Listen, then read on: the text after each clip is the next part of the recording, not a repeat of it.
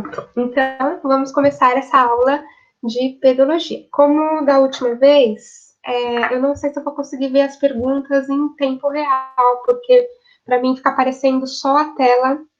Eu não sei muito bem como fazer para aparecer em duas telas, sabe? Estou bolando uma tática aí para a próxima aula, mas por enquanto ainda está meio só funcionando na minha cabeça.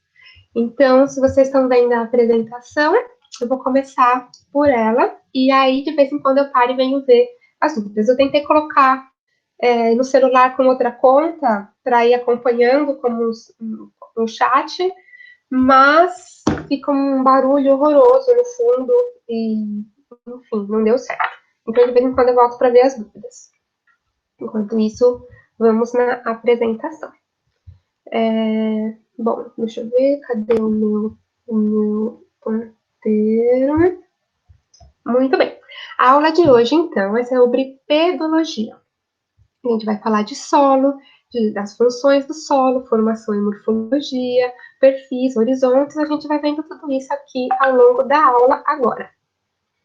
Bom, pedologia. O que é pedologia? Pedologia é uma palavra que vem do grego. Grego, pedon, que significa solo, e logos, que significa estudo. Então, o estudo dos solos. É o estudo da origem e do desenvolvimento dos solos. Abrange o solo desde a sua superfície até a matriz da rocha decomposta. Mas o que é esse tal de solo que tem uma superfície e vai até uma rocha?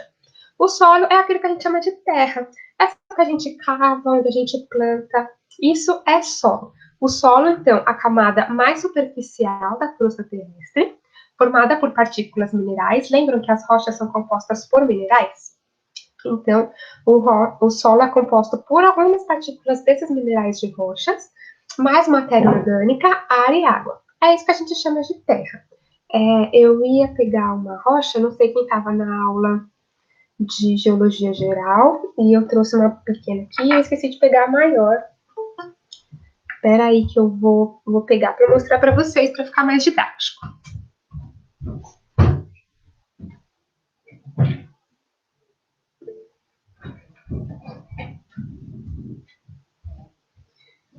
Vamos lá. Eu tenho aqui, então, um exemplo de rocha. Vocês conseguem ver? Tem uma rocha, ela tem uma parte clara e vários pontinhos. Cada partezinha dessa que a gente enxerga, cada corzinha diferente que a gente enxerga, é um mineral. Às vezes o mesmo mineral, repetido várias vezes, ou podem ser minerais diferentes. Se eu vir assim, vocês conseguem ver que tem uma parte que brilha, e agora eu tô sujando todo o meu teclado de sedimento de rocha, mas enfim, depois eu penso nisso. Tá vendo que tem algumas partes que brilham? Isso tudo são minerais, os minerais que compõem rochas. Né? E esses mesmos minerais a gente encontra nos solos, em fragmentos às vezes muito menores. Se os minerais que vêm da rocha vêm direto do manto, a Emanuele está perguntando. Meio que sim. As rochas ígneas, a gente viu que elas são as rochas que são formadas pela solidificação do magma que está lá no manto. E essa solidificação acontece às vezes de formas diferentes, ou porque a composição desse magma é diferente dependendo da região da crosta que ele está, e aí ele vai dar origem a diferentes minerais. Então, os minerais, sim, eles provêm lá desse magma do manto, que um dia vai solidificar e dar origem às rochas ígneas, e a partir daí dá origem aos outros tipos de rocha, beleza? Então, seguindo. A camada mais superficial, o solo, então, é a camada mais superficial da crosta terrestre, formada por essas partículas minerais, matéria orgânica, ar e água. Bom, o conjunto de solos, então, é o que a gente vai chamar aí de pedosfera. A gente chama de pedosfera para diferenciar da litosfera. Lembra que litosfera é uma outra palavra para crosta? E a gente pode falar esse esfera para falar das esferas do planeta, digamos assim, os grupos. Que a gente fala de hidrosfera, seria as águas do planeta. A biosfera seria o grupo da vida no planeta. A gente tem a litosfera, que seriam as rochas, e a gente pode chamar os solos de pedosfera, beleza? Bom, a pedosfera, então, funciona como um alicerce da vida e dos ecossistemas terrestres. E eu acho essa frase legal e importante porque ela mostra justamente que, né, a gente interpretando ela um pouco, a gente pode dizer que, então, sem solo não há vida, não há ecossistemas terrestres. O solo é o alicerce da vida. Por quê? O solo, ele fixa as raízes, ou seja, as raízes das plantas, todas as plantas, sejam das gramas, do mato, das árvores, do alface que a gente come no almoço, essas raízes, elas ficam fixadas no solo. Né? Claro que existem técnicas de plantio diferentes, por exemplo, sei lá, alface hidropônica que é plantada na água, mas, no geral, as raízes são fixadas nos solos. Então, o solo é importante por isso. Vocês já sabem que os vegetais são a base da cadeia alimentar. Nossa, de todos os seres. Então, eles são a base de alimento, né? O alimento de todo mundo, aí, de todas as espécies, começa com a vegetação. E sem solo não tem vegetação. O solo também armazena e fornece águas e nutrientes para essas plantas e para as formas de vida que dependem diretamente desse solo. E ele é fonte de alimentos, né? Por consequência, fonte de alimentos, fonte de água, de ar e de diversos recursos materiais que a gente vai usar para várias coisas aí. Aí aqui agora um grande parênteses para falar da edafologia. O que é a edafologia? Só para diferenciar a edafologia de pedologia. A pedologia vai estudar os solos como um todo e a edafologia vai focar no estudo dos solos para aproveitamento agrícola. Né? É o estudo do solo relacionando com o aproveitamento agrícola, mas isso é só um parênteses mesmo. Desse modo, a mesma edafologia se preocupa com o solo cultivável. Ele vai se preocupar com esse solo que vai ser cultivado. A gente vai ver essa palavra de novo um pouco mais para frente, por isso que ela está aqui nesse grande parênteses. Bom, e aí, para esclarecer as funções do solo, para a gente pra bater o martelo com vocês de como o solo é importante para toda a vida na Terra. Os solos fornecem serviços ambientais que possibilitam a vida na Terra. Só isso já basta. Mas como? E aí aqui tem uma roda de exemplos. Por exemplo, na regulação do clima. Tem vários nutrientes que têm o seu ciclo completado no solo, como, por exemplo, carbono, nitrogênio. E esses nutrientes, esses elementos químicos, né, eles vão transitar entre solo, entre os vegetais, entre as formas de vida e a atmosfera. E o solo faz parte aí desse ciclo de vida dos nutrientes e, por consequência, na regulação do clima também. Chegou a ver, o cachorro tá latindo. Enfim. Então, né, na regulação do clima e aí na ciclagem de nutrientes também.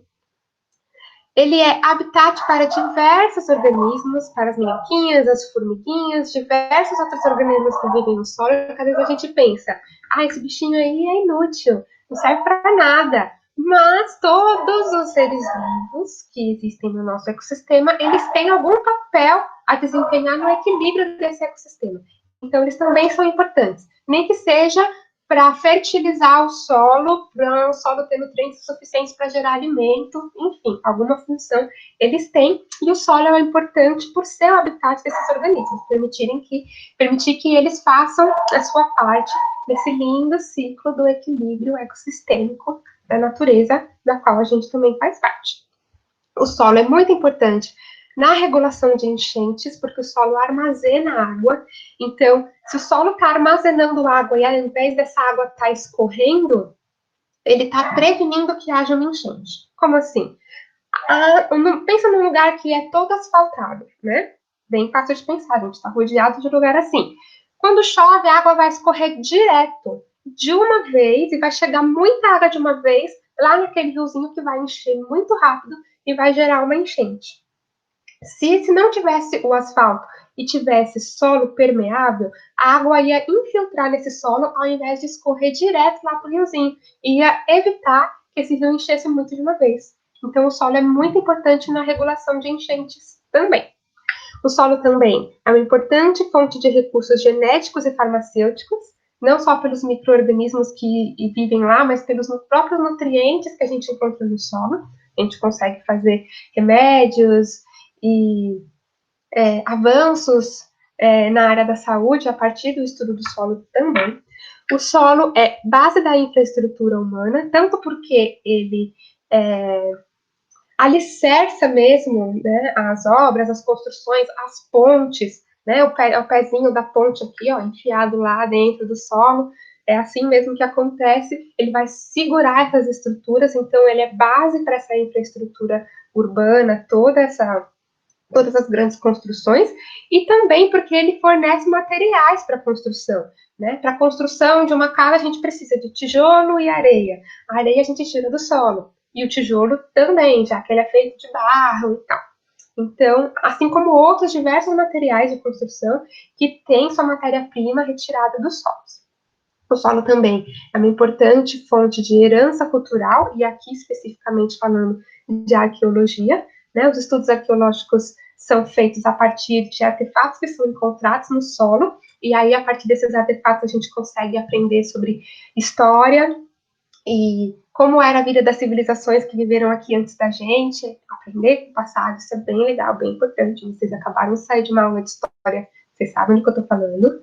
Também é importante, para a produção de alimentos, fibras e combustíveis, seja combustíveis vegetais, como é o caso do etanol, que é produzido da cana-de-açúcar, que é um vegetal, que é plantado no solo, enfim, assim como outras fontes de combustíveis, às vezes até combustíveis fósseis, apesar dos fósseis serem encontrados nas rochas, mas existe uma relação aí com o solo. Um dia, essa rocha sedimentar onde os fósseis e o petróleo é encontrado, um dia foi solo cobrindo uma camada de rocha, enfim. Também é importante para o sequestro de carbono. O solo armazena bastante carbono que poderia estar aí na nossa atmosfera, causando problemas respiratórios, de poluição do ar e tal. E para purificação de água e degradação de contaminantes. O solo é um importantíssimo filtro de água. Ele purifica a água. Vocês sabem como funciona o filtro de barro da casa de vocês? Vocês têm filtro de barro em casa, que é uma camada de solo com rochas e tal, que vai filtrar a água e purificar essa água. A ideia é mais ou menos a mesma. Assim que o solo, por exemplo, filtra as águas que vão lá para os lençóis freáticos, para os aquíferos, que são o tema da nossa próxima aula, inclusive. Essa imagem, só para demonstrar, ela é da Embrapa. A Embrapa é a Empresa Brasileira de Pesquisa Agropecuária, ligada ao Ministério da Agricultura, Pecuária e Abastecimento. É uma empresa aí pública, bem importante, principalmente porque ela desenvolve diversos estudos que promovem a segurança alimentar no nosso país. Deixa eu ver se alguém tem alguma pergunta. Até agora não, tudo bem até aí? Tá todo mundo conseguindo ver direitinho, né? Eu espero que sim. Bom, vou seguindo então. Falamos agora então de formação de solos, a tal da pedogênese. Pedogênese é justamente essa formação dos solos. Bom, a formação dos solos começa lá com o intemperismo das rochas, que a gente está vendo já algumas aulas, o intemperismo lá. A rocha fica exposta ao ar, à chuva, ao frio, ao calor, e ela vai se degradando. E nesse se degradar dela, ela vai gerar aqueles sedimentos, e esses sedimentos vão ser muito importantes aqui para a formação de rochas, né? Formação de solos. Então, o intemperismo da rocha, essa rocha a gente vai chamar aí, no caso de formação de solos, de rocha-mãe ou rocha parental. E aí tem esse intemperismo, mas não necessariamente o transporte pela erosão. A erosão não vai agir muito ali, ou então ela vai levar esses sedimentos que vão se tornar solo em outro lugar, mas no geral, os solos formados têm relação com a rocha sobre a qual ele se formou. Então, tem lá o intemperismo, que vai fragilizar toda essa rocha, e esses sedimentos vão ficar ali. Bom, o intemperismo, então, ele desgasta e decompõe a rocha e transforma ela em regolito. Regolito ou saprolito, são duas palavras dependendo do estágio de degradação dessa rocha, a gente vai chamar de regolito ou de saprolito, que na verdade, é como se fosse uma rocha podre. Eu tinha uma aqui para mostrar para vocês, mas ela fazia tanta sujeira que eu joguei ela fora. E eu procurei aqui para ver se eu tinha mais alguma e não tenho mais. Assim, é muito comum achar isso em construção, obra, por exemplo. Eu já fui algumas vezes em obra, sei lá, de condomínio, que fica aquele terrão enorme, né, o corte de terra, esperando serem construídas as casas, e aí aquela solo fica exposto, e várias vezes eu já achei em lugares assim, essa rocha podre. É uma pedra, você pega a pedra no chão e você consegue quebrar ela toda na mão, porque ela tá apodrecida mesmo. É isso o saprolito ou o regolito. Ela tá toda intemperizada.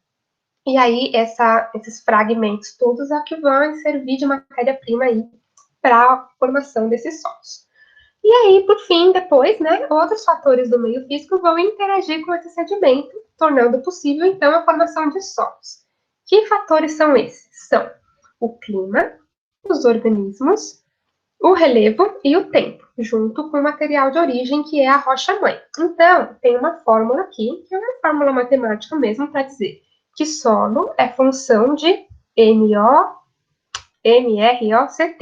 sendo M o material de origem, a rocha-mãe, a rocha parental, R o relevo, O os organismos, C o clima e T o tempo.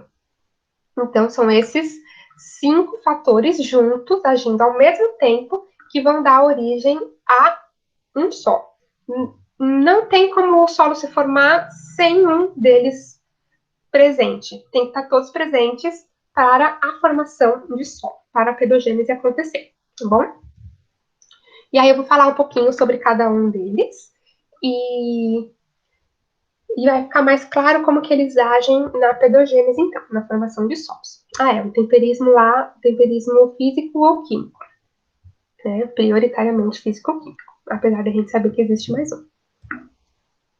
Bom, então falar um pouco aí do material de origem, que é a tal da rocha-mãe, a rocha parental, ou rocha original, enfim.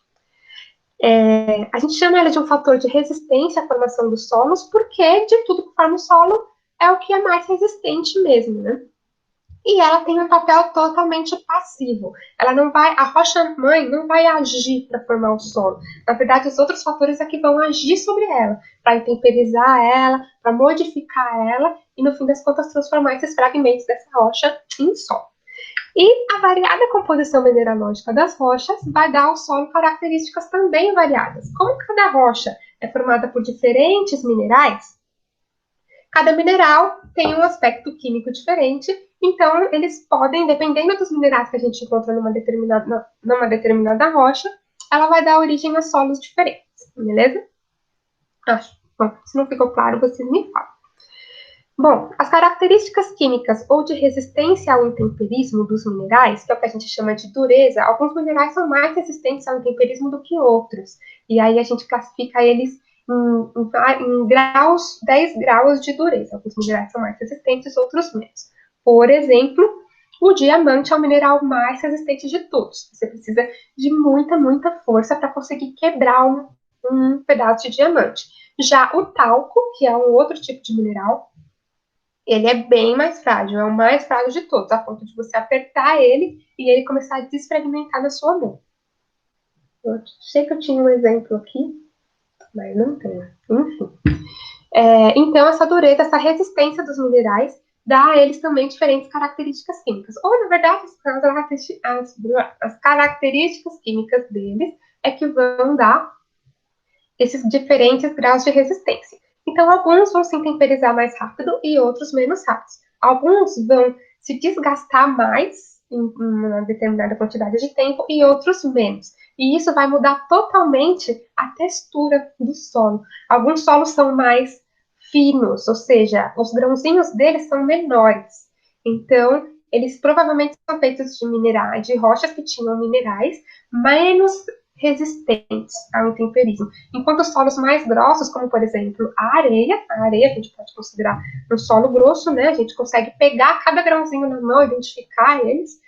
Elas são principalmente formadas por quartzo, que é esse mineralzinho aqui, que ele é mais resistente e demora mais para se desgastar na mesma quantidade de tempo. O relevo é o segundo fator aí de formação de solos, e ele vai interferir de acordo com a sua topografia. A gente viu que topografia é justamente esses formatos, né? Se o lugar é mais alto ou mais baixo, a altitude do relevo a gente pode chamar também de topografia. Então, é justamente essa topografia, principalmente a inclinação, essa declividade do relevo, que vai influenciar na formação de solos. Por quê? Porque esse formato, se ele é mais declivoso, se ele é mais íngreme, ou se ele é mais reto, se ele é mais baixo ou mais alto, vai determinar o comportamento da água em relação à rocha, né? Se a água vai se acumular ou se ela vai escoar. E assim também a intensidade do transporte de sedimentos. Então, pensa, uma área que é mais plana, ela vai acumular mais água. Então, a água ela pode infiltrar melhor nela, e a água infiltrando, ela vai dar origem àquele intemperismo químico nas rochas e vai desgastar cada vez mais essas rochas. Uma área que é mais íngreme, a água não vai conseguir escoar, infiltrar de uma vez. Quando a chuva chove, ao invés da água infiltrar, primeiro ela vai escorrer. Então, vai ter menos intemperismo químico, porque tem menos água escoando e entrando ali em contato com essa rocha. Menos água ficando ali um tempo para degradar essa rocha quimicamente. Faz sentido isso para vocês? Acho que faz sentido, né? Bom, esse desenho aqui está demonstrando justamente isso. Essa área vermelhinha aqui, ela tem boa infiltração e boa drenagem, ou seja, a água consegue infiltrar nela bem, que favorece o temperismo químico. A parte verdinha tem boa infiltração, né? A água infiltra bem, mas tem má drenagem, ou seja, ela não tem muito para onde escoar lá dentro. Ela vai infiltrar, mas não tem muito para onde ir, então logo ela vai evaporar de volta para a atmosfera, provavelmente, né? Então, boa infiltração, infiltra bem, porque é uma área plana, mas boa infiltração e má drenagem, né? A água não drena tanto para dentro, o que desfavorece um pouco o temperismo químico, e essa área que é cinza, como esse picozinho aqui, tem má infiltração, a água mal consegue infiltrar ali, e má drenagem, se ela não infiltra, ela vai drenar menos ainda, o que desfavorece o temperismo químico e vai favorecer a erosão que vai vir arrastando essa água toda aí. Beleza? Até aí, então, relevo como fator de formação de solos. Os organismos são o próximo fator de formação de solos, então, o que são os organismos? São os micro-organismos em si, né? Micróbios, bactérias, todos eles lá vivem no solo, a vegetação e a pedofauna. O que é pedofauna? Fauna, vocês sabem que é o reino da vida, né? O reino animal, digamos assim. E pedo é solo. Então, pedofauna são esses animais, esses serzinhos que vivem no solo, como as minhocas, as formigas, os cupins, as topeiras, os tatus, enfim, todos esses animaizinhos, dos pequenininhos aos maiores, né? Então, todos eles são os organismos que vão atuar na formação de solo. Como? Primeiro, eles podem promover a decomposição da matéria orgânica. As bactérias, os fungos, os micróbios, os micro-organismos no geral, eles atuam ali na decomposição de folhas, de raízes, da vegetação, ou mesmo de outros animais que morreram ali e ali ficaram. Então, essa decomposição da matéria orgânica vai ser bem importante, porque essa matéria orgânica e esse resultado da decomposição vai se juntar àquele material de origem das rochas para dar origem ao solo também. Eles também produzem nutrientes por sua decomposição, né? Por exemplo, adubo não é um monte de matéria orgânica que um dia foi viva e hoje está morta, enfim. É basicamente isso, então, é nutriente, então eles estão produzindo nutriente para esse solo também. Alteram a química do solo, né? Justamente por causa dessas reações na decomposição e tal. Não vou entrar muito no detalhe, porque eu não manjo quase nada de química.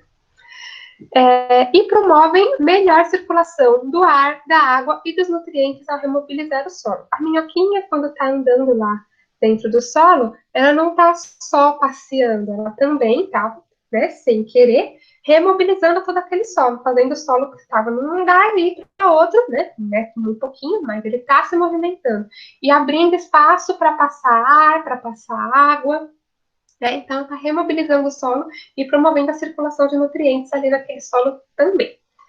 E eles também, por fim, influenciam na eficiência do intemperismo químico contínuo. Por quê? Eles estão abrindo poros lá naquele solo, permitindo que a água infiltre, permitindo que a água passe, e a água, em contato com as partículas de solo, com as partículas de rocha, vão promover ainda mais aquele intemperismo químico que acontece da reação do solo da reação dos minerais com a água, beleza?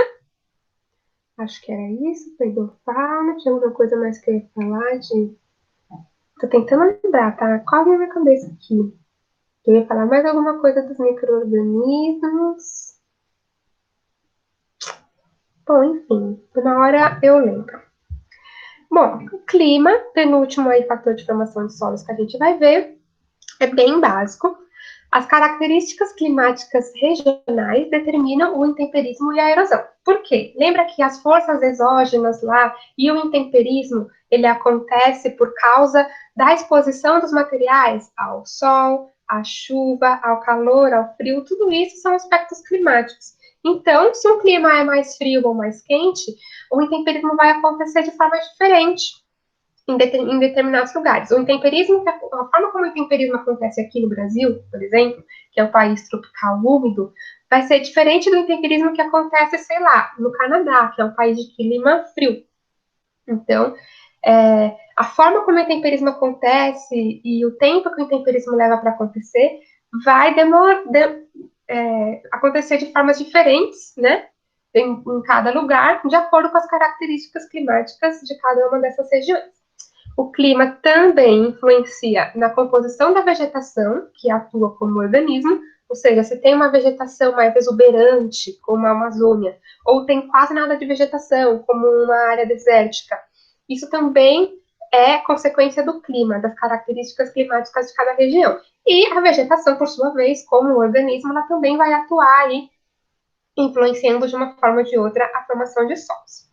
E assim, um material formado de uma mesma rocha pode formar solos diferentes em diferentes regiões climáticas. Por exemplo, a gente tem granito, que é um tipo de rocha acontecendo aqui no tropical úmido, mas a gente também tem granito acontecendo numa área semiárida ou numa área de clima frio e seco. E aí, esse granito vai ter reações diferentes ao clima diferente, né? O intemperismo dele vai acontecer de formas diferentes de acordo com o clima do lugar onde ele está. Né? Desse exemplo aqui, né? Em regiões quentes e úmidas, os solos são mais espessos, por exemplo, do que em regiões áridas ou frias, porque onde é quente e úmido, o intemperismo acontece numa taxa muito mais alta, né? Ele acontece de forma muito mais rápida. Então, os solos ficam mais profundos muito mais rapidamente também. E o tempo eu acho que deve ter ficado já um pouco claro como é que o tempo atua. Sem tempo não tem formação de solo, porque todos esses aspectos, todos esses outros fatores de formação de solo vão agir ao longo do tempo. Eles não acontecem para formar solo de um segundo para outro, de um dia para o outro, eles vão acontecer ao longo de um determinado tempo. Então, quanto mais tempo eles ficarem agindo ali, mais evoluídos ou mais profundos vão ser os solos. Tudo bem até aí? Eu acho que sim. Até agora ninguém tá falando nada, mas eu acho que tá tudo bem, né? Se não tiver tudo bem, vocês me falam. Eu não tô nem olhando o celular. Já pensou, vocês estão me chamando no grupo e eu não tô vendo? Não, tudo certo. Então tá, vamos continuar. E aí, a gente já falou dos fatores de formação de solo, agora vamos falar um pouquinho das etapas de formação do solo. Etapas. A gente divide aí em duas etapas, então. A primeira etapa é a desintegração e decomposição das rochas, que vai acontecer lá por causa do intemperismo, primeira coisa que a gente viu. E a segunda etapa vai ser a incorporação e a decomposição de elementos orgânicos, né? Então a gente precisa desses dois elementos para dar, esses dois ingredientes para gerar um solo legal: minerais da rocha e elementos orgânicos, beleza? Aqui eu tenho duas fotinhas para demonstrar. A primeira aqui, ó, a rocha em decomposição, que é aquela rocha podre, apodrecida mesmo, que eu falei para vocês. Os minerais de rocha, então. E o humus, que é esse produto da decomposição da matéria orgânica, basicamente. Esses dois juntos vão dar origem a solos saudáveis, solos bonitos, enfim, solos no geral. Ele é proveniente dos vegetais e dos animais, dando origem ao humus. Então, aqui tem as etapazinhas demonstrando, né? A primeira etapa tem o leito rochoso que começa a se desintegrar, então a rocha está lá em desintegração. Na segunda etapa, quer dizer, tudo isso é dentro dessas duas etapas, né? Etapa não era uma palavra legal para usar aqui, mas está me fugindo na palavra. No primeiro momento, temos a rocha em desintegração, que faz parte lá, né, da desintegração e decomposição das rochas por ação do intemperismo. No segundo momento, a gente tem a matéria orgânica que vai facilitar e acelerar essa desintegração, né? A gente tem reações orgânicas aí, reações químicas, e aí pode ser tanto vegetações que não dependem diretamente do solo para serem formadas, mas também fungos ou limo, essas vegetações mais simples, que não têm raízes, né? Raízes no solo. Num terceiro momento, começa a formação de horizontes. O que são horizontes? Horizontes são camadas de solo. A gente já vai ver um pouco mais sobre eles. O solo tem diferentes camadas e os horizontes nada mais são do que essas camadas. E aí começa a se formar o primeiro horizonte, a primeira camada de solo em cima da rocha degradada ali. E junto lá com os fragmentos de minerais da rocha e os fragmentos de matéria orgânica. E no quarto momento aqui, o solo desenvolvido sustenta uma vegetação mais densa. O solo começa a se desenvolver, a ficar cada vez mais espesso e a aguentar, né, sustentar vegetações cada vez maiores, mais densas, mais exuberantes, até o ponto de se ter aí florestas e tal. Não entendi o que é o humus, a Emanuele perguntou. O humus é esse produto justamente da decomposição dos elementos orgânicos, né, dos vegetais e dos animais. Eles vão ser decompostos e eles não desaparecem quando eles são decompostos. Lembra? Acho que tem até um fator da física que fala nada se cria, tudo se transforma, né? Então, o humus é produto dessa transformação, dessa decomposição dos elementos orgânicos. Quando um bichinho ou uma plantinha morre, ela não vai simplesmente desaparecer, ela vai gerar algum sedimento ali. E esse sedimento proveniente dessa matéria orgânica é o que a gente chama de humus, tá bom? É isso. Se não ficou claro, você me fala. E eu vou falando aqui e já volto lá. Bom, formação de solos, então, dinâmica e evolução. Tem um monte de coisa acontecendo ali nos solos ao mesmo tempo. Tem coisas sendo adicionadas o tempo todo, como material mineral proveniente lá do temperismo daquela rocha e material orgânico, energia, principalmente energia da radiação solar, água, íons dissolvidos, gases atmosféricos, poeiras, tudo isso vai sendo adicionado pouco a pouco, dia a dia, constantemente vai sendo adicionado aos solos. Ao mesmo tempo, acontece lá dentro do solo translocações, as coisas vão de um lugar para o outro, seja levados pela pedofauna, que vai levando as coisas de um lado para o outro, ou seja, pela própria força da gravidade, ou pela evaporação da água por causa do calor que vai atingindo aquele solo. Então, a gente tem locações. Transporte de água, nutrientes, eluviação e iluviação de argila, que seria a argila descer ou subir, de acordo com a movimentação que está acontecendo naquele solo. E também de matéria orgânicas e de íons, os ciclos dos nutrientes lá de novo, enfim. Ao mesmo tempo acontece também remoções, ao mesmo tempo que tem coisa entrando, também tem coisa saindo, tem matéria orgânica saindo, matéria mineral, seja por erosão, seja por consumo dos seres vivos que estão consumindo aqueles nutrientes, consumindo aquela água, consumindo aquela matéria orgânica, ou por evapotranspiração, enfim. Só para ficar claro que ao mesmo tempo que tem coisas entrando, também tem coisas saindo, e tem coisas se transformando ali o tempo todo, através do intemperismo e de toda a atividade biológica. Beleza, ficou claro o humus, então. Bom, e aí, então, a composição do solo. Do que o solo é composto? Eu acabei de falar ali de argila, subindo e descendo. A argila pode ser um dos componentes desse solo, mas já vamos chegar lá. Bom, os solos, então, são constituídos essencialmente por matéria mineral, né? Que são os componentes formados pela desintegração e decomposição da rocha, associada a pequenas quantidades de matéria orgânica, água e ar. Então, a gente tem lá, isso aqui é uma média, sim, alguns tipos de solos, a gente tem diferentes tipos de solos, mas alguns têm mais minerais, outros têm mais matéria orgânica, mas de uma forma geral, a gente pode dizer que os solos, em média, têm 46% de minerais, só 4% de matéria orgânica, mas ainda assim, sem essa matéria orgânica, não dá para a gente chamar de solo. E a gente tem 25% de água e 25% de ar. nesse solo também. Mas aonde fica esse ar e essa água lá dentro do solo? Ele fica nos espaços, nos poros entre os grãos de solo. O solo é formado por diversos grãozinhos, né? Diversas partículas que estão em contato umas com as outras. E sobra sempre um espacinho, porque elas não são uma pecinha de quebra-cabeça que vão encaixar uma na outra. Geralmente não. Geralmente sobram espacinhos entre elas, sobram esses poros. E são dentro desses poros que vão ficar a água e o ar, que são metade, juntos são metade da composição do Sol. Então, aqui nessa imagem está mostrando como se fossem grãos de areia, né? A gente tem grão, mostrando o solo como grãos de areia, as partículas do solo como grãos de areia, mas não necessariamente são grãos de areia, também podem ser grãos de argila e grãos de silt. Argila é aquela mesma argila que a gente brincava lá no prezinho de montar vasinho para nossa mãe fazer presente. Não sei se vocês fizeram isso, é do tempo de vocês, mas eu fiz muito isso na escolinha. E silt é um outro tipo de partícula. A gente não ouve muito falar deles, mas ele é uma partícula intermediária entre a areia e a argila. O que é a areia, argila e silt? Argila, silt e areia, né? Na realidade. Na verdade, a argila, silt e areia, eles são tamanhos dos grãozinhos lá do solo. As partículas do solo têm diferentes tamanhos e a gente classifica esses tamanhos chamando desses nomes. Tem o cascalho, que são esses grãozinhos grandes que a gente consegue ver.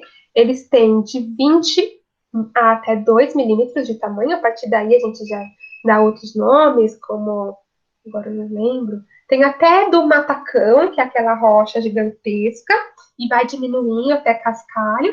E aí depois do cascalho a gente tem areia, que ela vai de 2 até 0,05 milímetros de diâmetro, mais ou menos, né? Seria como se todo esse espaço aqui entre os meus dois dedos tivesse até 2 milímetros. Isso é um grão de areia, tá bom? E o silt é menor ainda, ele vai de 0,05 a 0,002 milímetros. E a argila menor ainda, que nesse desenho nem dá para ver ela, né? Invisível nessa escala. São partículas muito, muito, muito pequenininhas, tá? Então, argila, silt e areia são tamanhos de grãos das partículas de solo. A diferença de tamanho se dá pelo grau e tempo de desgaste. Então, quanto mais desgastada uma coisa vai sendo, mais, né, lapidada dos lados, desgastada, fluida, lixada, ela vai ficando cada vez menor. Então, uma partícula de argila significa que ela está há muito mais tempo sendo desgastada. Ela foi desgastada por muito mais tempo ou muito mais intensamente, né? Dependendo também de qual mineral que deu origem a essa partícula de areia, a gente tem que pensar nisso também, né? Qual que era a dureza e a resistência desse mineral. Mas, em geral, partículas de argila, elas foram mais desgastadas do que partículas de areia, por exemplo. Assim a gente sabe, por exemplo, também, inclusive, é uma coisa que eu queria, né, já falei isso para vocês, levar vocês lá no Museu de Geociências da USP, pertinho ali do Clarice, e lá antes, eu não sei se ainda tem, mas tinha uma maquete bem legal mostrando as praias do litoral de São Paulo. E aí mostrava a praia e tinha uma fotinho mostrando a areia nessas praias. Quanto mais longe da Serra do Mar, lembram da Serra do Mar que a gente desce para chegar na praia, né? Mostrei para vocês na aula passada a planície costeira e a Serra do Mar.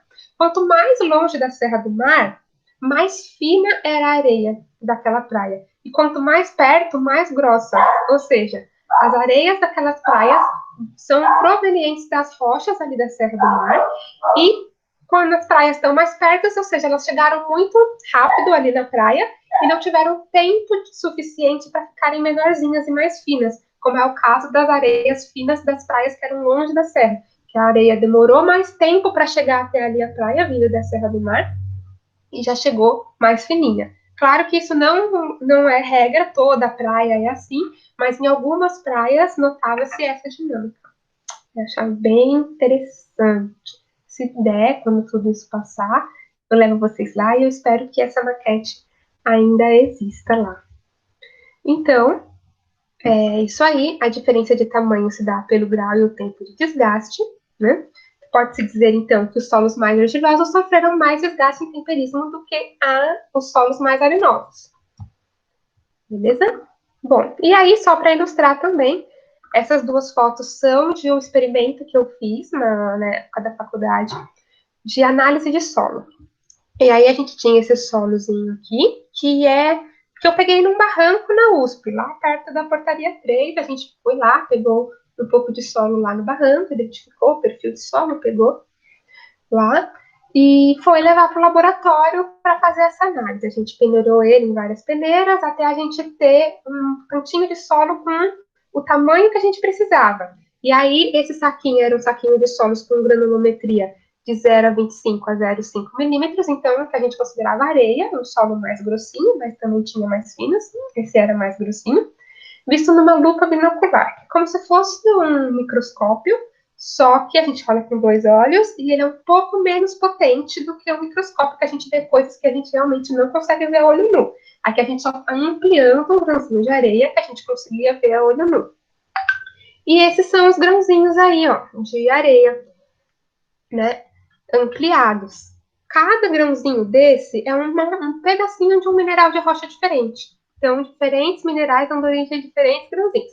Esses pequenininhos brilhosos aqui são grãozinhos de quartzo, que é essa mesma pedrinha que eu tenho aqui, né? É um quartzo, esse aqui ela tá bem grandinha, né, brilhosa. Ele não é uma pedra, ele é um mineral, não é uma rocha, é um mineral de rocha, né? Compõe diferentes rochas esse mineral aqui. E ela, imagina ela quebrada, quebrada, quebrada. Ih, caramba, minha bateria tá acabando, peraí. Imagina ela ser desgastada, desgastada, desgastada ao longo do tempo, até ela ficar do tamanho de um grãozinho de areia que a gente encontra na praia mesmo. E são esses grãozinhos que tá mostrando aqui nessa foto do slide. Cadê a bateria? Aqui, pronto. Então, só para ilustrar a, a areia, o fragmento de areia, né? Ai, tá fugindo as palavras da minha cabeça. Enfim, a fração, né, de grãos, de tamanho de grãos, de tamanho de granulometria, a areia, a gente consegue ver assim na lupa binocular e ele fica assim, a gente consegue ver os minerais que são presentes ali naquele solo. A gente tem aqui esse quartzo, que é esse mineralzinho, a gente tem provavelmente feldespato, que é um outro tipo de mineral, deve ser esse daqui.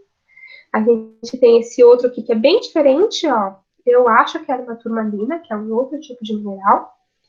E tem alguns que estão avermelhadinhos, que na verdade eles são quartzos que já estão com uma crosta de ferrugem em volta dele, porque ele já está bem exposto ao intemperismo químico ali que vai oxidando todo ele em volta e colocando essa crosta de ferrugem em volta aí do quartzo. Mas só para ilustrar. Bom, vamos falar então um pouco agora da estruturação do solo, que são as diferentes camadas, né? Eu falei para vocês que os horizontes nada mais são do que camadas de solo. Então, eles são camadas ou seções sobrepostas, todas mais ou menos paralelas entre si e paralelas à superfície do solo, né? E elas são formadas pela atuação dos fatores e processos de formação dos solos. Elas são diferenciadas entre si pela forma como elas se formaram, a forma como se formaram, né? A evolução deles até de rocha até solo, ou pela sua espessura, ou pela sua cor, ou pela sua textura, né? A gente pega um pedacinho ali daquele solo, a gente sente que aquele solo daquela camada ele é mais, sei lá, macio do que o da camada de baixo, ou pelas suas características químicas mesmo, e mineralógicas, os minerais que compõem aquele tipo de solo, daquela camada, predominantes naquela camada, porque os minerais vão ser os mesmos, porque eles vieram da mesma rocha, né? Mas às vezes predomina mais minerais em uma camada do que em outra, às vezes em uma camada predomina mais matéria orgânica, e assim a gente vai diferenciando essas camadas em diferentes horizontes. Quanto mais próxima da rocha mãe, mais parecido quimicamente ele é com a rocha, tem mais presença de minerais, inclusive, e quanto mais perto da superfície, geralmente, mais quantidade de matéria orgânica ele tem. E aí, um perfil de solo completo e bem desenvolvido possui 5 tipos de horizontes. Aqui nessa imagem a gente está vendo só o O, o A, o B e o C, mas em alguns perfis de solo a gente acha também o horizonte E. Então, o horizonte O geralmente é o horizonte orgânico, ele tem predominância de matéria orgânica, ou às vezes ele tem só matéria orgânica. O horizonte A é um horizonte mineral, ele tem predominância de minerais da rocha, mas ele é o mais próximo da superfície e é o que tem mais humus e é o que tem mais matéria orgânica dentre os outros. O horizonte B geralmente é o horizonte de máxima expressão de cor e de estrutura, o horizonte melhor desenvolvido, ele geralmente tem uma cor mais chamativa, né, porque ele tem mais nutrientes nele, geralmente, e ele é bem equilibrado com relação aos outros, e o horizonte C é sempre esse horizonte, viu, hein? Esse horizonte de rocha alterada. Aquela rocha em decomposição vai ser o horizonte C. Perfil de solo é o nome que a gente dá a essas camadas sobrepostas, né? Essa sobreposição de horizontes. A gente olha lá para um solo e vê diferentes camadas, a gente chama aquilo de perfil. A gente está vendo o solo todinho ali, né? Desde a superfície dele até a rocha, o perfil do solo. E aí, né, no perfil de solo, a gente encontra esses diferentes horizontes. A matéria orgânica, de novo, né? Horizonte A, horizonte B, que é essa zona de acumulação, ele é mais bem definido. O horizonte C, que ele é mais parecido com a rocha, ele é a rocha degradada e a rocha lá em si. Um outro exemplo aqui, agora com o horizonte E, né? Horizonte O, A, E, B, C e R. R é a rocha mãe lá, o C, de novo, a rocha degradada, mais parecido com a rocha. O B é o mais completinho. O A é o superficial. O O é o orgânico. Tem alguns lugares, inclusive, que eles tiram uma camada superior do solo para plantar. E aí o pessoal na agricultura chama isso de horizonte A decapitado, porque eles cortam a cabeça do horizonte A, digamos assim, para chegar às vezes mais perto do horizonte B, que tem mais nutrientes, enfim. São técnicas de plantio aí que nem sempre são tão legais.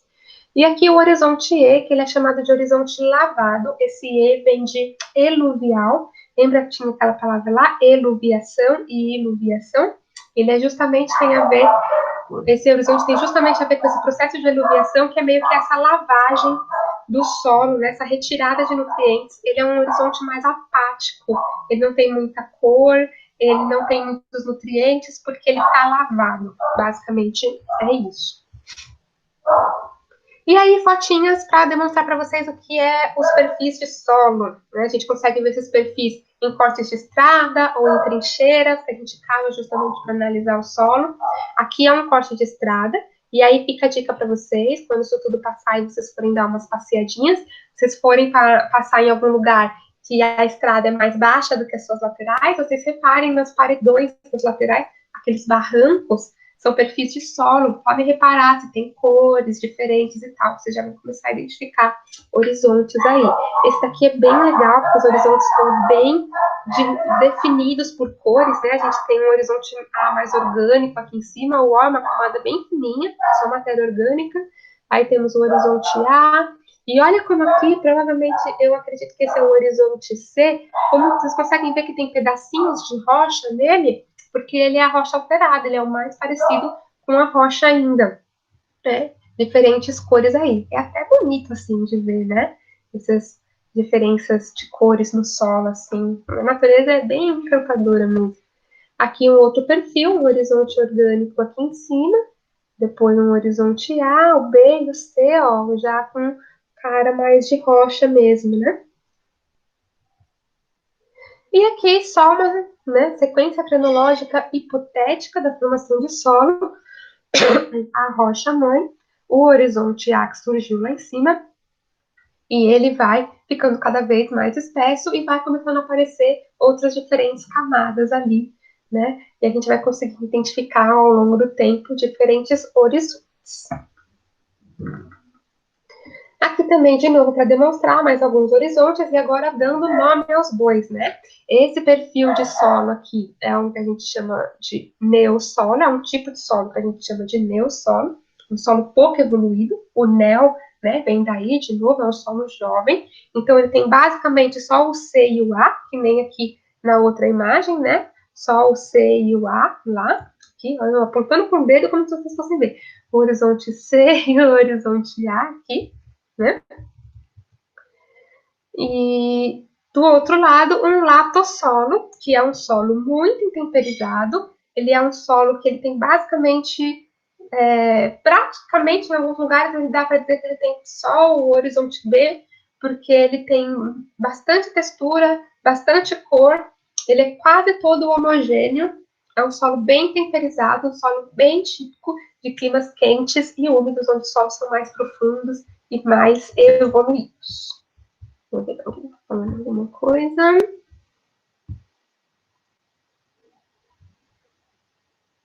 Tá. A Tainá está perguntando: a rocha-mãe vai estar sempre em saprólito ou também partes totalmente conservadas sem chance de transformação?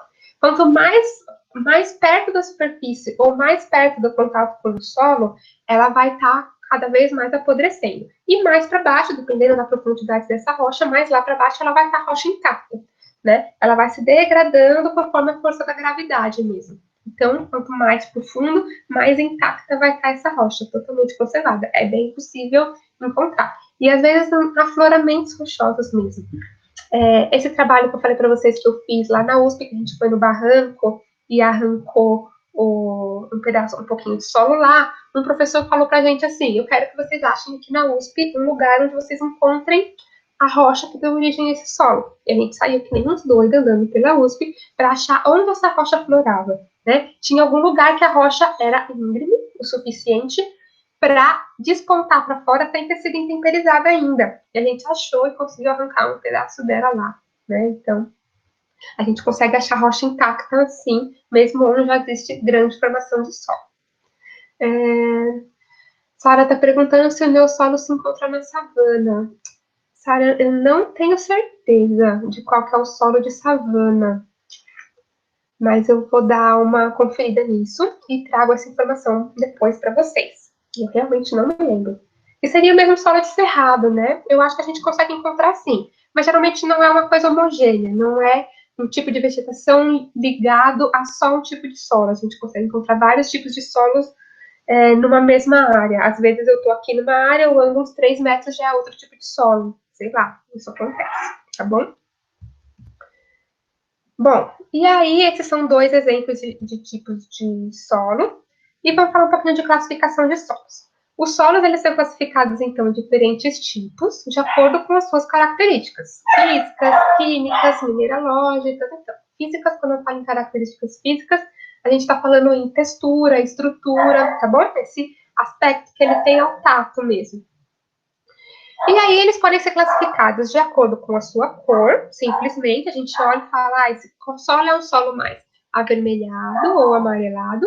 Geralmente quando eles são mais avermelhados ou amarelados, como é o caso dos latossolos, eles indicam forte presença de óxido de ferro, ou seja, a rocha que deu origem a ele provavelmente tinha vários minerais contendo ferro.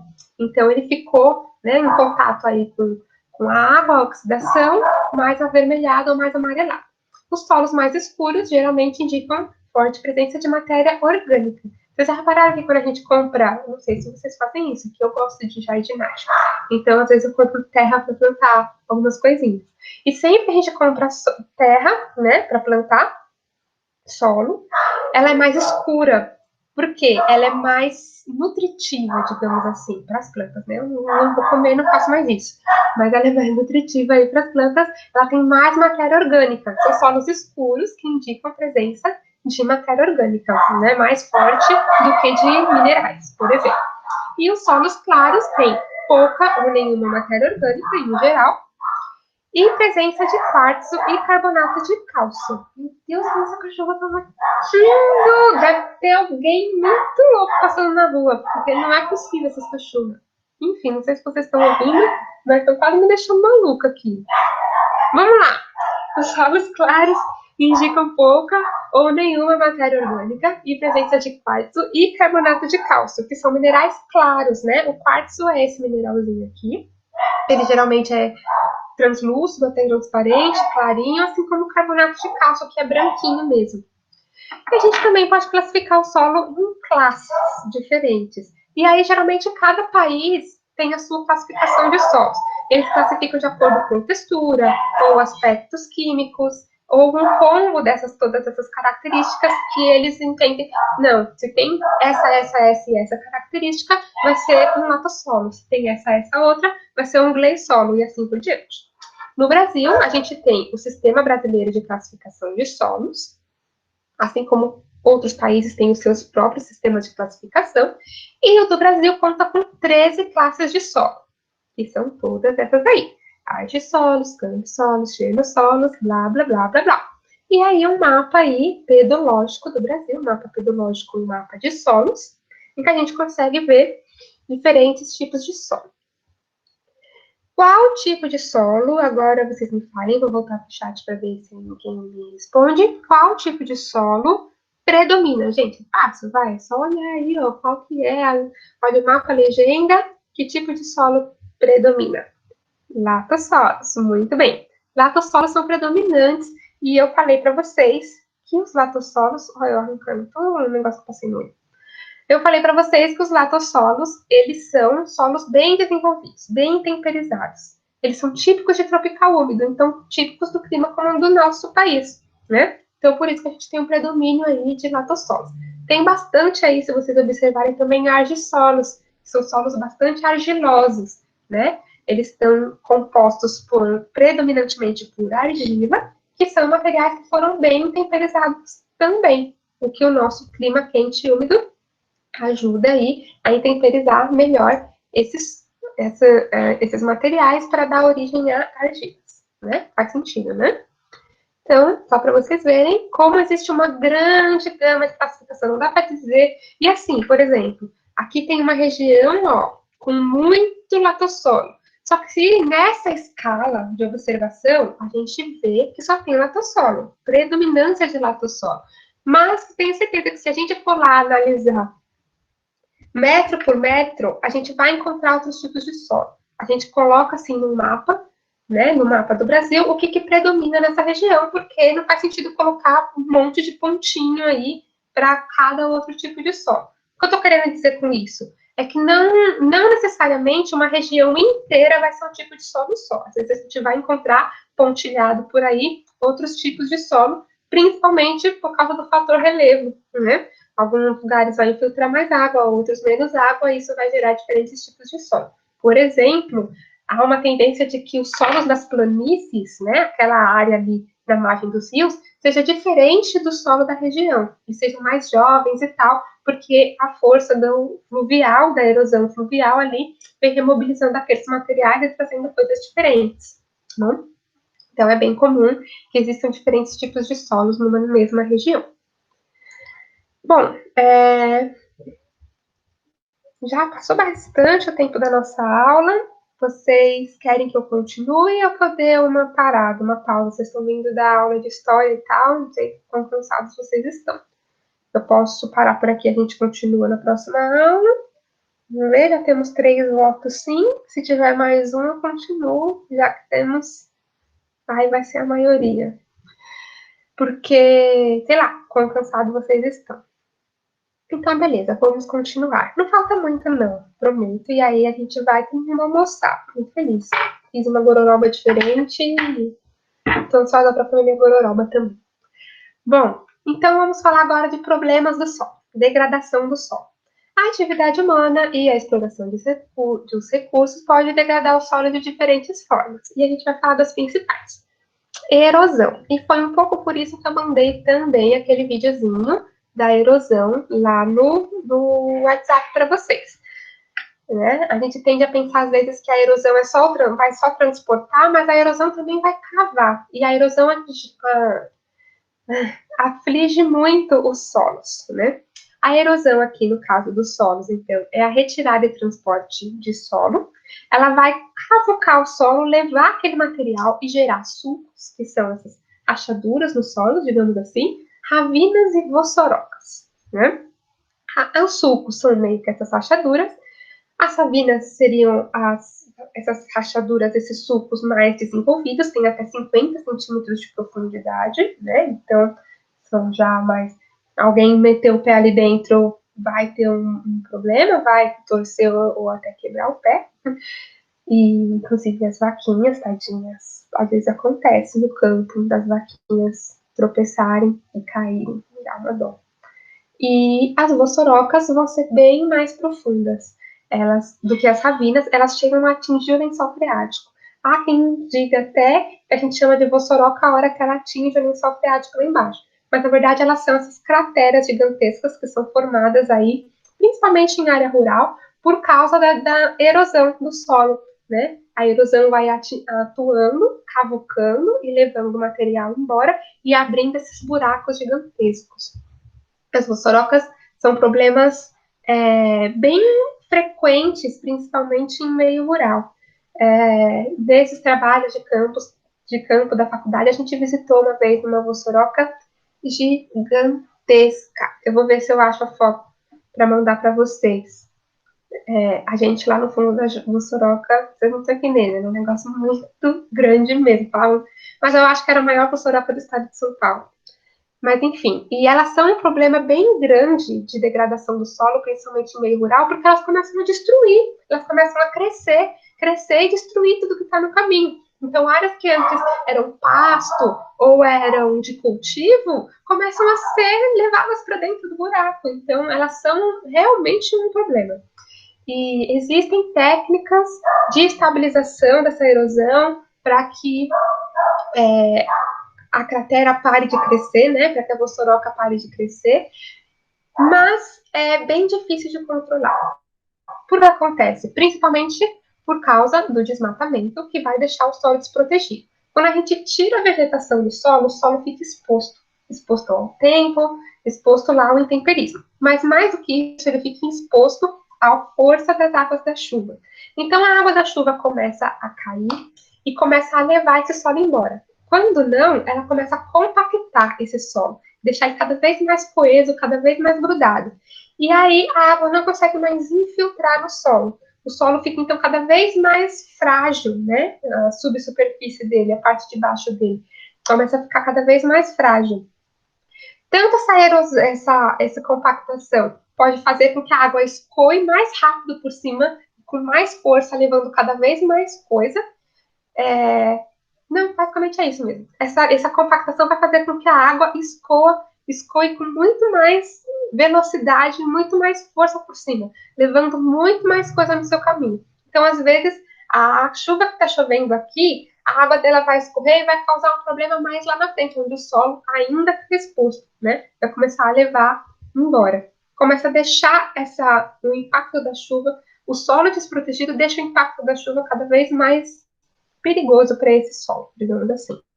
E aí também pode acontecer pelo pisoteio de gado, que é justamente a mesma lógica. O gado vai pisando, vai compactando esse solo, a água não consegue mais infiltrar, e aí começa a carregar tudo que tem no caminho. Beleza? Agora vem três conceitos, três problemas de degradação do solo, que eles são bem parecidos entre si, mas eles têm cada um as suas particularidades. Antes, deixa eu ver o que tem de pergunta. No filme, a onda, o tsunami acontece pelas vossorocas. A onda. Eu não lembro desse filme. Não é a quinta onda, não, né? Esse filme? Eu não sei se eu já vi esse filme, mas me passa aí direitinho qual que é, que agora eu quero assistir. Fiquei interessada. Interessante, legal.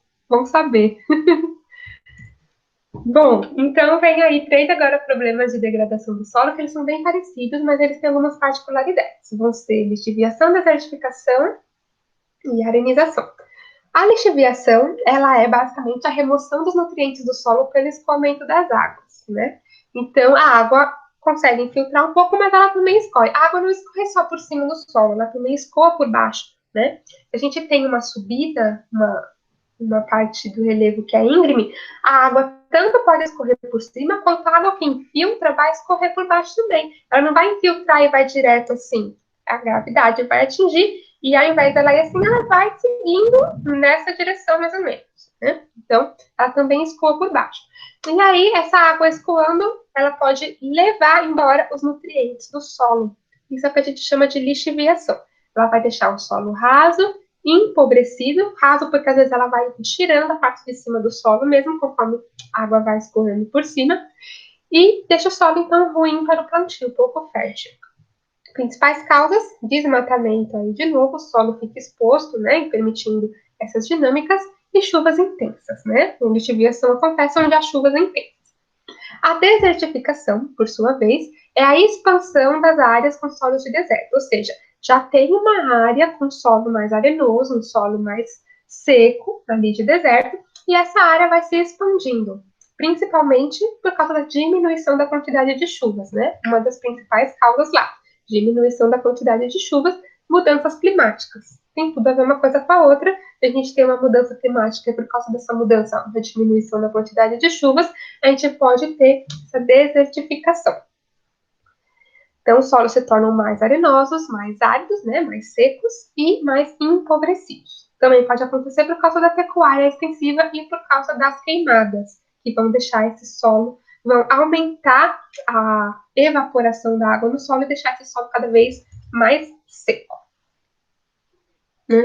O filme tem no YouTube e na Netflix. Vou procurar, com certeza. Já é uma coisa que eu vou fazer. De repente, hoje à tarde eu já assisto mesmo. Hoje à noite, sei lá. Bom, então desertificação é isso. Aumenta essas áreas de solo mais seco, mais árido. E a arenização é o acúmulo de areia, né? Parece um pouco, né? Areia, deserto, tal.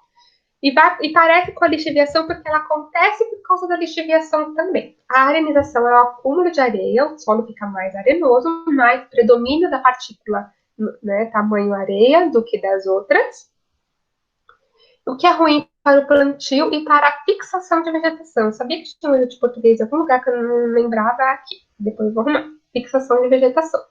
As principais causas.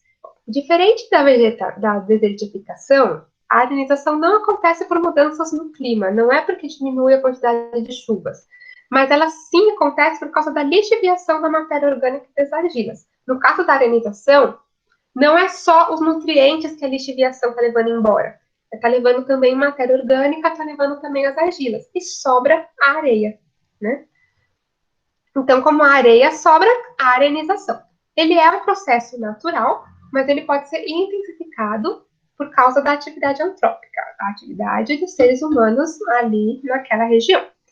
A salinização é o próximo problema do solo, problema de degradação do solo, é o acúmulo exagerado de sais minerais. Como que ele acontece? Tem pouca irrigação, ou chove pouco também, e clima muito quente. Então, tudo que entra ali de água começa a evaporar. E começa a ficar só os sais minerais ali naquele solo. Vocês sabem como que se faz sal? Esse sal de cozinha mesmo que a gente come. Pega-se água em regiões de água salgada, mar ou lagoas salgadas. Na região dos lagos, no Rio de Janeiro, isso tem muito. A região dos lagos é uma região ali do estado do Rio de Janeiro que tem muitos lagos de água salgada, principalmente. E aí eles levam essa água para algum lugar rasinho e deixam em quadradões lá. A água começa a evaporar e o que sobra? O sal.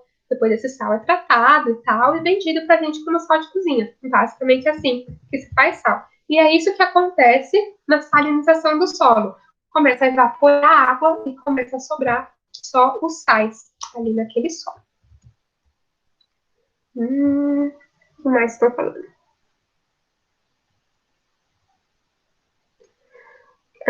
Tainá tá falando. Eu achava que o movimento da placa convergente tivesse feito aquilo.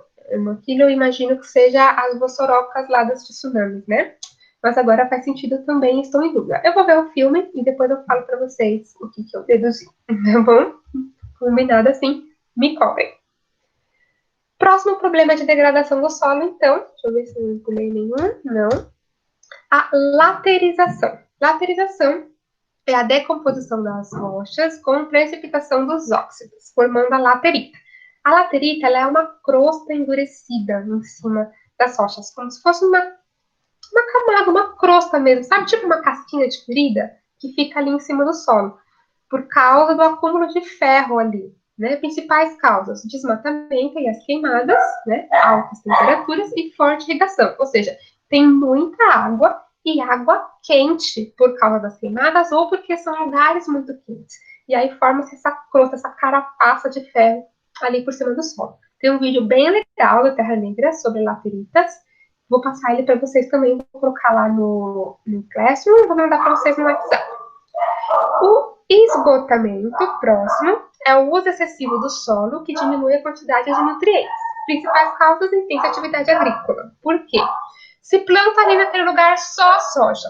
Soja, soja, soja. E a soja consome sempre os mesmos nutrientes. Uma hora esses nutrientes vão acabar. Esse solo vai ter sua capacidade fértil esgotada. É isso, então, o esgotamento dos solos. E, por último, poluição e contaminação do solo, que é um problema, sim, geral, mas acontece muito em área urbana. É uma contaminação do solo por produtos químicos diversos, que não são pertencentes ali àquele solo, não são naturais, são estranhos àquele solo, e eles são prejudiciais àquela vida que está ali, ou à fertilidade do solo, como um todo.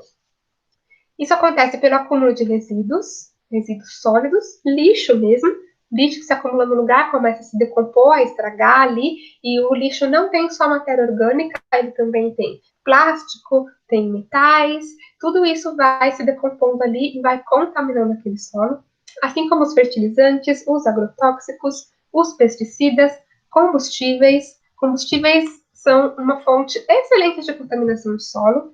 Inclusive, podem reparar que aonde tem um posto de combustível e esse posto de combustível fecha, demora muito tempo para ter alguma coisa ali naquele lugar.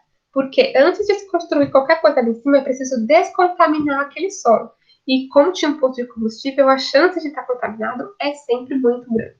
Então, reparem nisso também. Sempre que tem, onde tem um posto de combustível, aqui perto de casa tinha um, na USP, tinha um dentro da USP, e até hoje o da USP não tem nada ali no lugar onde era o posto, ficou uma área fechada por muito tempo e hoje é só vegetação. E aqui perto de casa tinha um, eles fecharam o posto para construir um pedaço da avenida e demorou muito tempo entre como é que fala?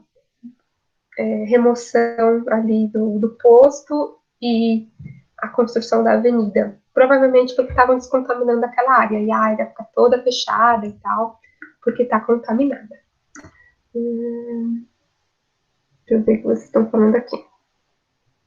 Ah, do filme, tá. Eu vou assistir o filme, com certeza. Para quem não está participando aqui da aula e for ver esse vídeo depois, fica a dica aí do filme. Então, como que é o nome do filme? A Onda. Beleza, fica a dica. Bom, agora quero que vocês me digam. Não, só pensa um pouquinho, nem precisa me dizer se não quiserem, mas por que é importante conservar o solo? Eu espero que isso esteja bem claro aí na cabecinha de vocês. Por que é importante conservar o solo? E como a gente já passou bastante do tempo, eu vou responder. É importante conservar o solo porque o solo é a fonte da vida. A gente precisa de solos férteis e saudáveis para a geração de alimentos, principalmente, né? Então, é importante conservar o solo por causa desse aspecto vida, né, do solo. Eu gostaram do meu ursinho? Muito bonitinho, né? Adoro vocês pensando. Bom, então, qual que é a principal causa de degradação do solo e que faz com que sejam necessárias técnicas de conservação? Trouxe esse mapinha para ajudar a responder a essa questão. Quais são as principais causas de degradação do solo no mundo? O mapinha aí está dividido de acordo com continentes. Alguns continentes, algumas causas predominam sobre outras, de acordo com o desenvolvimento econômico de cada região mesmo. Mas a gente tem aqui uma pizzazinha mostrando no mundo, né? Juntando tudo e mostrando no mundo. No mundo, as principais causas de degradação do solo, então, são esse laranjinho escuro, que são atividades agrícolas, esse, sei lá, bege, que são pastos, e esse outro laranjinha claro, que é o desmatamento. Essas são as principais causas de degradação do solo no mundo. Atividades agrícolas e pastos juntas, a gente tem agropecuária.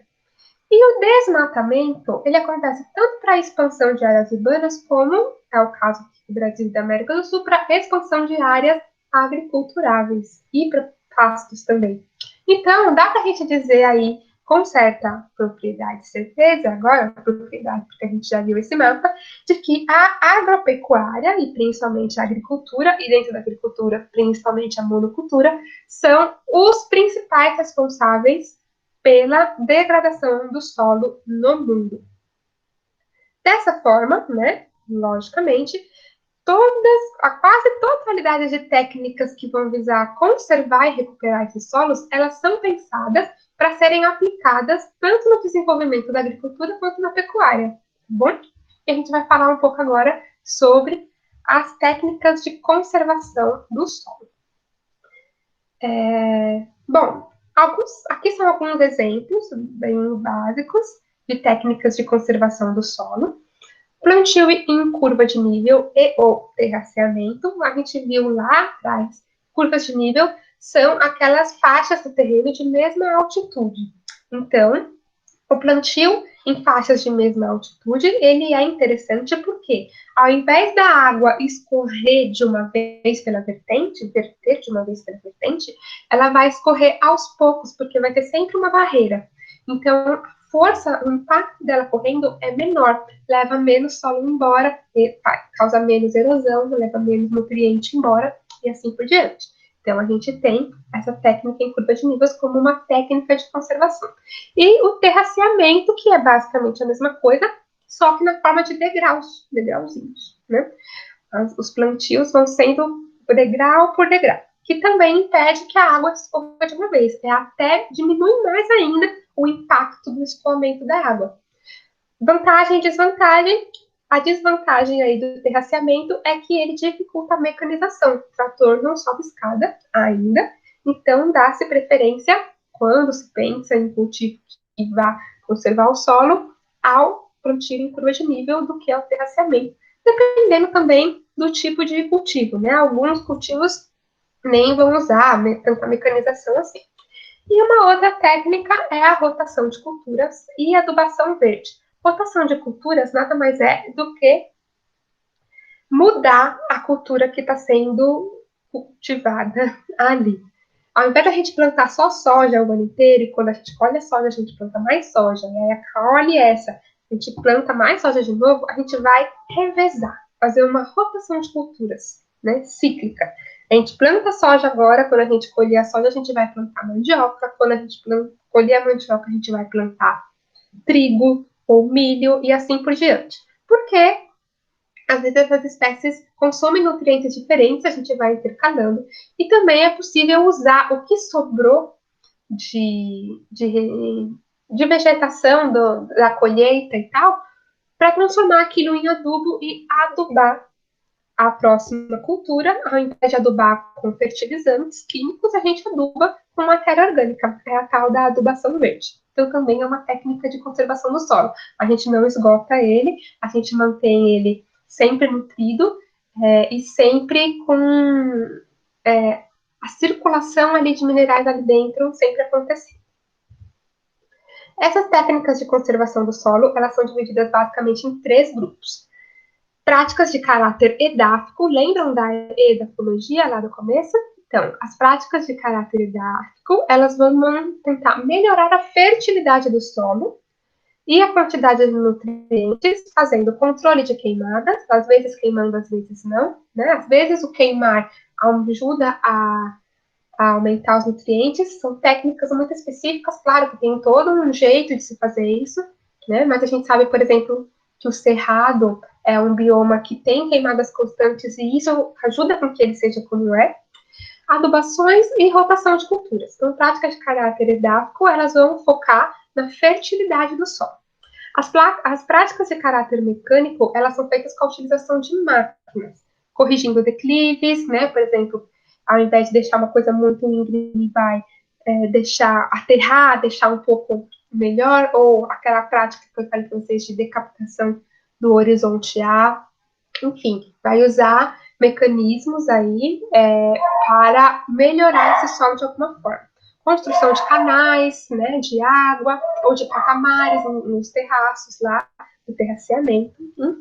E as práticas de caráter vegetativo, que visam o controle da erosão pelo aumento da cobertura vegetal. Você vai plantar mais coisas para controlar a erosão, para deixar aquele solo mais saudável, né? E aí entra o reflorestamento, o manejo de pastagens, os cultivos em faixas, né? Ou seja, uma faixa de soja, uma faixa de milho, uma faixa de arroz e assim por diante. A rotação de culturas e a adubação verde e as agroflorestas. Tem um vídeo sobre agroflorestas, não vou conseguir abrir ele aqui, mas vou mandar para vocês lá. Recomendo bastante que vocês assistam, porque ele é bem legal. Agrofloresta é uma temática bem legal. E há quem diga aí que é a forma de agricultura do futuro. Todo mundo que tem uma consciência ambiental um pouco maior super gosta da ideia de agroflorestas, porque dá certo, é produtiva e você degrada muito menos o meio ambiente. E aí, para terminar, a atividade que eu proponho para vocês é mexer no solo, pega lá o vasinho de terra da avó, qualquer coisa, mas põe a mão na terra, sente a textura um pouquinho, depois lava a mão, claro, mas sente a textura, tenta identificar se ela é mais macia, se ela tem mais areia, se vocês conseguem sentir. Uma coisa que eu esqueci de falar, a areia a gente consegue sentir ela entre os dedos, o silt não, nem sempre. Se vocês ouvirem alguém falar que geógrafo come terra, é verdade, porque a gente precisa colocar um pouco de terra na boca para sentir o silt. O nosso dente, ele é mais sensível a coisas menores. Então, a gente consegue sentir os grãozinhos de silt entre os dentes, mas não entre os dedos, por exemplo. Então, sim, então a terra não precisa comer, não, só sentir nos dedos mesmo o que é mais macio, o que não é, para vocês entenderem o que é essa tal textura que a gente tanto falou. E tem esse livrinho aí, o livrinho do João Torrão, que vai ficar disponível para vocês lá no Drive.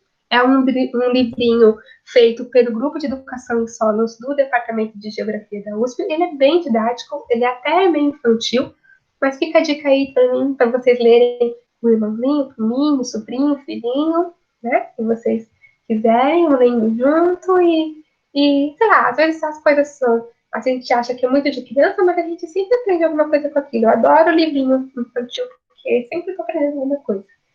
E é isso.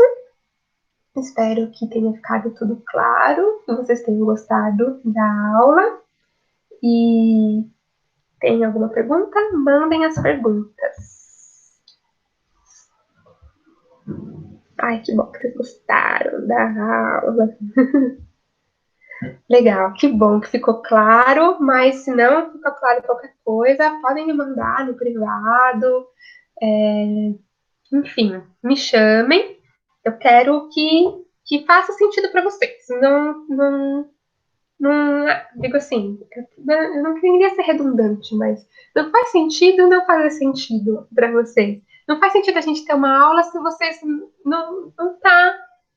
Não faz sentido mesmo na cabeça de vocês que eu tô falando é de outro mundo, sabe? Então, sempre que tiverem dúvidas, vocês sintam-se totalmente livres para me perguntar.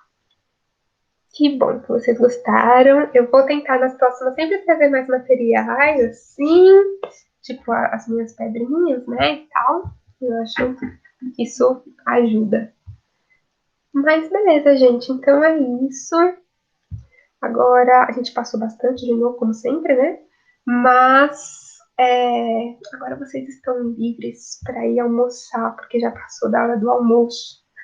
Isso se vocês já não estão almoçando, né? Eu estaria, eu acho. Vou encerrar a gravação. Então, agora só para quem está vendo só a gravação depois, mandem suas dúvidas nos comentários ou no WhatsApp. Tchau. E agora que eu parei a gravação, deixa eu ver como que eu paro a gravação. Parei.